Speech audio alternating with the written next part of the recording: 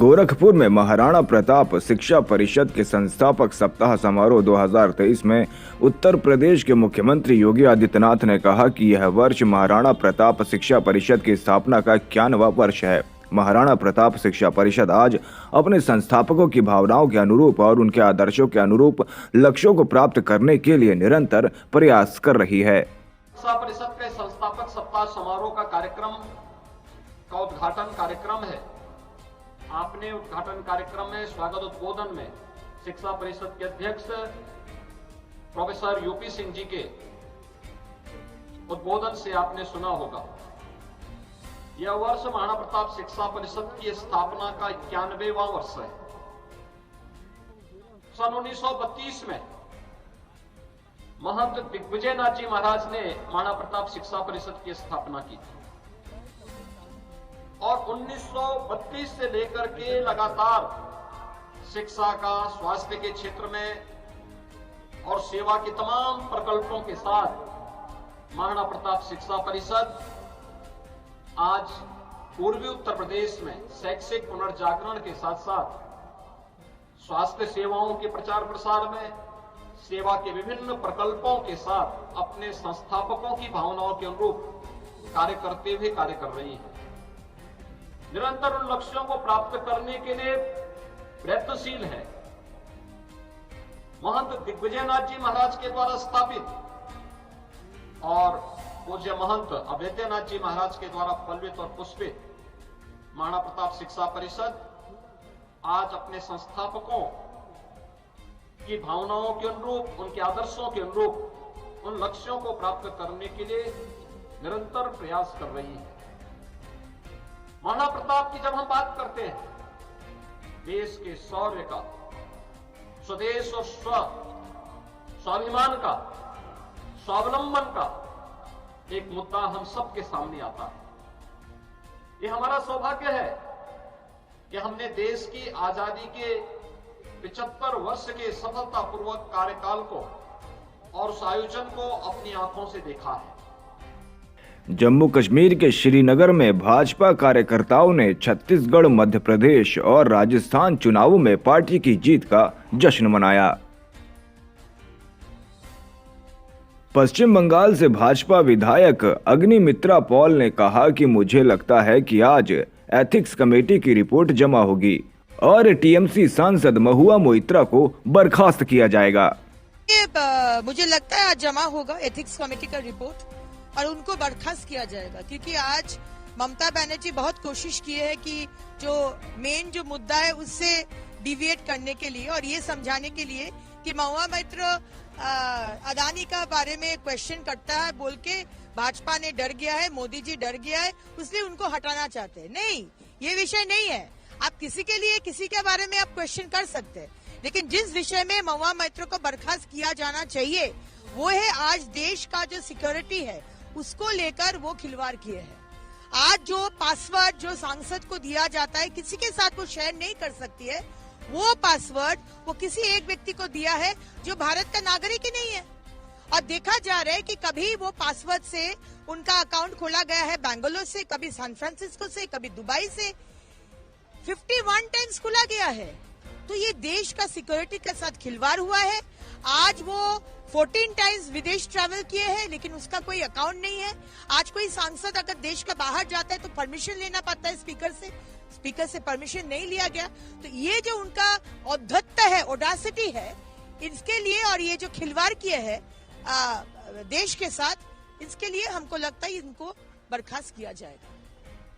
तमिलनाडु में भारी बारिश की वजह से चेन्नई में जल भरा हुआ। जल भराव के कारण अलंदूर थिल्लई गंगानगर सबवे बंद किया गया। संसद के शीतकालीन सत्र पर प्रधानमंत्री नरेंद्र मोदी ने कहा कि राजनीतिक गर्मी तेजी से बढ़ रही है। कल ही 4 राज्यों के नतीजे आए हैं। बहुत हर्षवर्धक परिणाम है। यह उनके लिए उत्साहवर्धक है जो देश के सामान्य लोगों के कल्याण और देश के उज्जवल भविष्य के लिए प्रतिबद्ध हैं।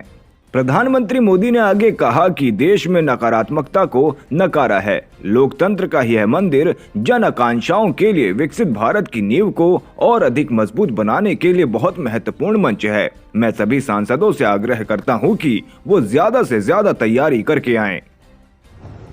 और बहुत धीमी गति से ठंड आ रही है, लेकिन राजनीतिक गर्मी बड़ी तेजी से बढ़ रही है।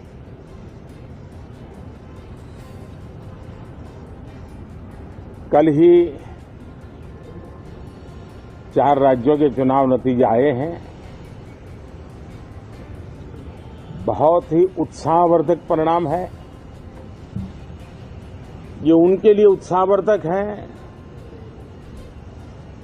जो देश के सामान्य मानवी के कल्याण के लिए कमिटेड है, जो देश के उज्जवल भविष्य के लिए समर्पित है,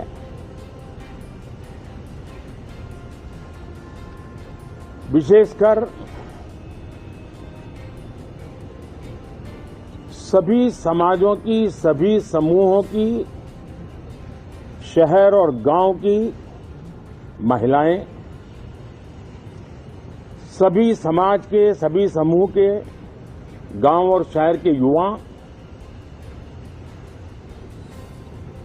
हर समुदाय के, समाज के किसान और मेरे देश के गरीब, ये 4 ऐसी महत्वपूर्ण जातियां हैं जिनका एम्पावरमेंट,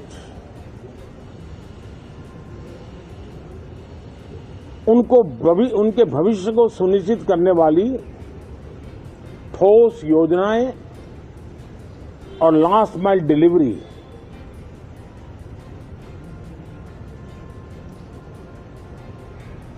इन उसूलों को लेकर के जो चलते हैं उन्हें भरपूर समर्थन मिलता है। और जब गुड गवर्नेंस होता है, पूर्णतया जनहित के लिए समर्पण होता है, तो एंटी इनकम्बेंसी ये शब्द इरेलेवेंट हो जाता है। और हम लगातार ये देख रहे हैं, कोई इसको प्रो इनकम्बेंसी कहे, कोई इसे गुड गवर्नेंस कहे, कोई इसे ट्रांसपेरेंसी कहे, कोई उसे राष्ट्रहित की, जनहित की ठोस योजनाएं कहें, लेकिन ये लगातार अनुभव आ रहा है। देश ने नकारात्मकता को नकारा है। मैं लगातार सत्र के प्रारंभ में विपक्ष के साथियों के साथ हमारा विचार विमर्श होता है, हमारी मेन टीम उनसे चर्चा करती है, मिलकर के भी सबके सहयोग के लिए हम हमेशा प्रार्थना करते हैं, आग्रह करते हैं। इस बार भी इस प्रकार की सारी प्रक्रियाएं कर ली गई हैं और आपके माध्यम से भी मैं सार्वजनिक रूप से हमेशा हमारे सभी सांसदों से आग्रह करता हूं,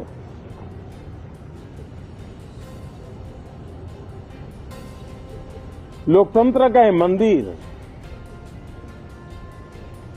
जन आकांक्षाओं के लिए विकसित भारत की नींव को अधिक मजबूत बनाने के लिए बहुत महत्वपूर्ण मंच है। मैं सभी माननीय सांसदों से आग्रह कर रहा हूं कि वो ज्यादा से ज्यादा तैयारी करके आएं, सदन में जो भी बिल रखे जाए उस पर गहन चर्चा हो, उत्तम से उत्तम सुझाव आए और उन सुझावों के द्वारा, क्योंकि जब एक सांसद सुझाव देता है तो जमीनी अनुभव का उसमें बहुत ही उत्तम तत्व होता है, लेकिन अगर चर्चा ही नहीं होती है तो देश उससे मिस करता है उन चीजों को।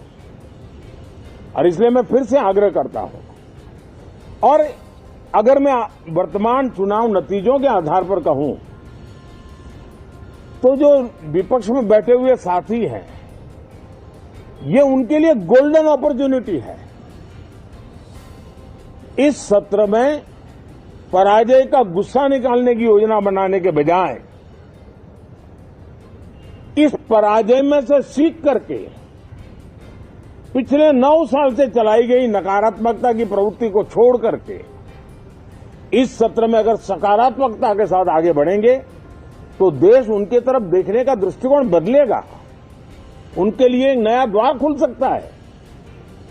और वो विपक्ष में है तो भी उनको एक अच्छी एडवाइस दे रहा हूं कि आइए सकारात्मक विचार लेकर के आइए। अगर हम 10 कदम चलते तो आप 12 कदम करके फैसला लेकर के आइए। हर किसी का भविष्य उज्जवल है, निराश होने की जरूरत नहीं है, लेकिन कृपा करके बाहर के पराजय का गुस्सा सदन में मत उतारना। हताशा निराशा होगी, आपके साथियों को आपका दम दिखाने के लिए कुछ न कुछ करना भी पड़ेगा, लेकिन कम से कम लोकतंत्र के इस मंदिर को वो मंच मत बनाइए। और अभी भी मैं कहता हूं, मैं मेरे लंबे अनुभव के आधार पर कहता हूं कि थोड़ा सा अपना रुख बदलिए, विरोध के लिए विरोध का तरीका छोड़िए, देश हित में सकारात्मक चीजों का साथ दीजिए।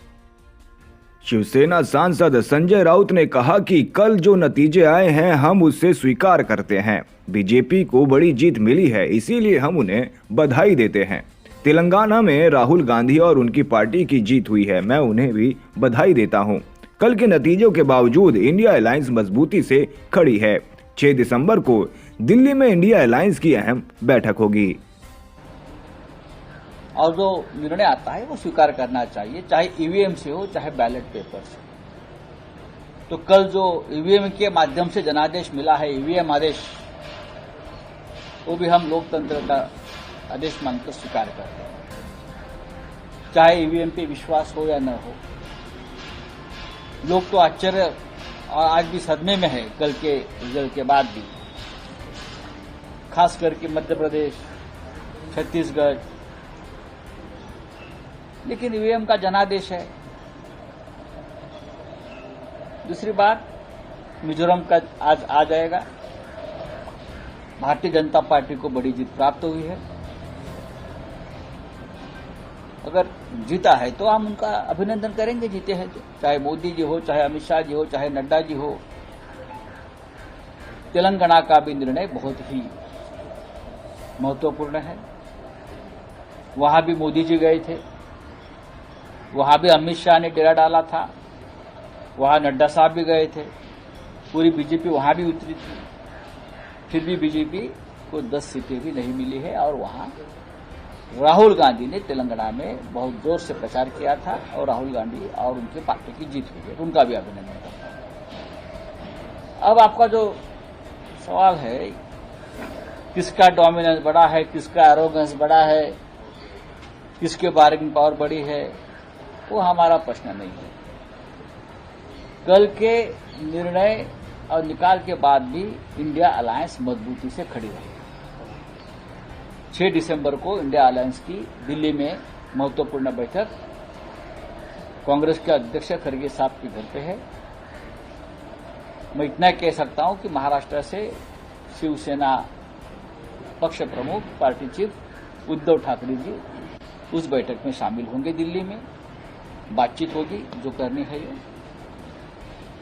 इंडिया अलायंस के कुछ हमारे जो सदस्य हैं उनके कुछ गिले शिकवे है ये 5 राज्यों के बारे में।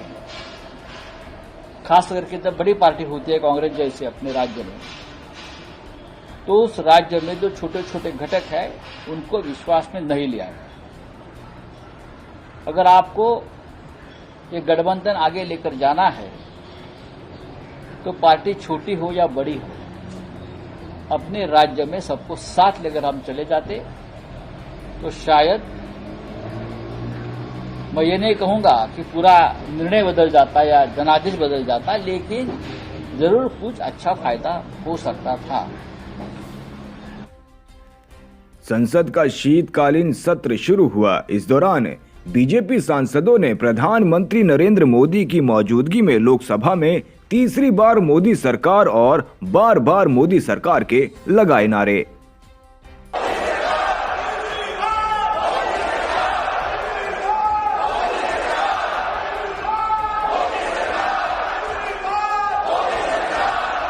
शिवसेना सांसद प्रियंका चतुर्वेदी ने कहा कि जिस तरीके से उनकी जीत हुई है वे बधाई के पात्र हैं।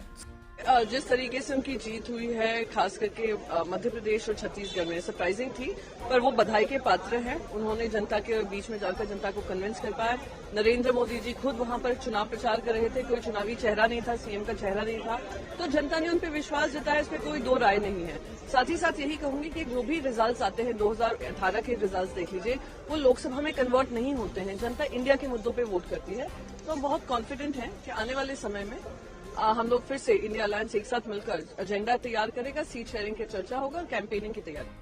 रक्षा मंत्री राजनाथ सिंह ने कहा कि बहुत शानदार विजय हुई है। जितनी सीटें पिछले लोकसभा के चुनाव में आई थी, इस बार उससे अधिक सीटों पर भाजपा विजय प्राप्त करेगी। बहुत ही शानदार विजय हुई है। मोदी जी का मैजिक बरकरार है। जिस तरह से अब लगता है सारे देश ने ये माइंड मेकअप कर लिया है कि 2024 के लोकसभा इलेक्शन में भारतीय जनता पार्टी जितनी सीटें पिछले लोकसभा के चुनाव में आई थी, उससे कहीं अधिक सीटों पर भारतीय जनता पार्टी और एनडीए के लोग विजय प्राप्त करेंगे। केंद्रीय मंत्री मीनाक्षी लेखी ने कहा कि वे इंडिया ब्लॉक नहीं है, वे डैश डॉट ब्लॉक है। जब नीति और आस्था ठीक ना हो तो दुनिया भी देखती है और वोटर भी देखता है। मैं उसको इंडिया ब्लॉक नहीं है, क्योंकि वो भारत को बदनाम करने के बराबर है। वो डैश डॉट ब्लॉक है और dash dot block dash dot ही रहेगा, क्योंकि जब नीति ठीक ना हो, आस्था ठीक ना हो और नियत में खोट हो तो दुनिया भी देखती है और वोटर भी खास तौर पे देखता है।